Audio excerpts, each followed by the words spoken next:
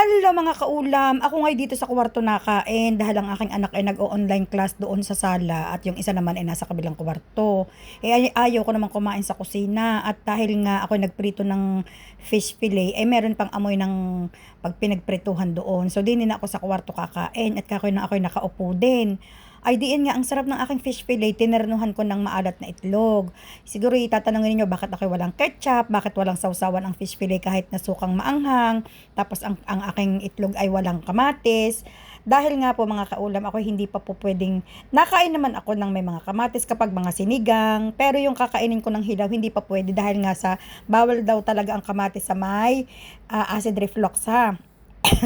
Tapos, ang walang sawsawan ng ang aking fish fillet dahil ang acid reflux mga kaulam, hindi rin pwede sa mga sawsawan na may mga toyo, na may mga suka.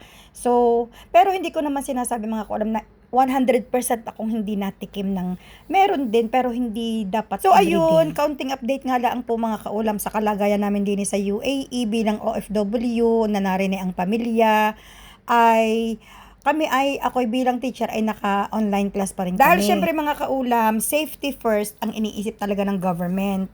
Syempre mga bata ang aming hinahawakan, 30 sa isang classroom. Kung ano man ang mangyayari, hindi ko kakayanin na ma-safety ang lahat ng 30 na bata. Saan ko dadalhin yan? Paano yan? Pag ang isa umiyak, mag-iiyakan ng lahat. Although, wala naman din yung ibig sabihin, hindi ang dami nga na naglalaro sa park. Kasi nga, may mga kasamang magulang naman yon, may mga kasamang adults. So, syempre, kami mga guro sa school, hindi naman namin kayang lahat yan kapag kayong, kanyari, may mga emergencies and everything. So, better sa bahay na lamang po mag-aaral. At pwedeng-pwede naman ang online. Tuloy din kami nag-aabang na matapos ang gulong ito, patuloy pa rin kami nag-aabang na magkaroon na ng kasunduan ang mga panig ng nag-aaway na hindi ko maintindihan kung ano bagang pinag-aawayang. Alam ko naman kung ano ang pinaghahatian nila. Alam ko naman kung ano ang pinag-aawayan nila. Ang hindi ko maintindihan, bakit hinahayaan nilang may mga nadadamay. Kung tutuusin ang bansang ito ay napakatahimik, ang bansang UAE. Hindi ito marunong sumali sa mga gulo-gulo. Hindi ko alam at ito ay talagang nadamay na nga at kaming mga mamamayan dito ay ito nakikiramdam, although ginagawa naman ng gobyerno ang lahat ng paraan para parati kaming ligtas at may mga tulong na rin kagaya ng mga pagbaba ng presyo ng mga pamasahe, ng mga ganyan ay ipinatutupad na rin. Tapos syempre ang pagtaas ng petrolyo yan ay buong mundo, hindi lamang sa UAE, lahat ng buong mundo ay meron. Dito ay nagtaas din pero kaunti din lang naman. Hindi naman masyadong malaki ang itinaas. Nakakalabas kami sa oras na gusto naming lumabas, nakakapunta kami sa mga lugar na gusto naming puntahan, normal.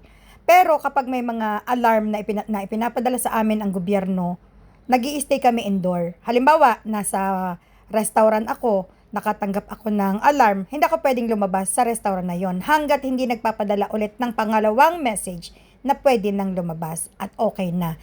Gayon ang ginagawa dito, binibigyan nila ng warning na stay indoor, dyan kayo, huwag kayong lalabas at meron kaming inaayos, tapos pagtapos na sasabihin na pwede nang ituloy ang mga ginagawa. Gayon. Sa mga nagtatanong sa akin, marami ang nagtatanong kung totoo daw ba na maraming nawalan ng trabaho, na totoo naman yun. Hindi naman yun talaga na maiipagkaila.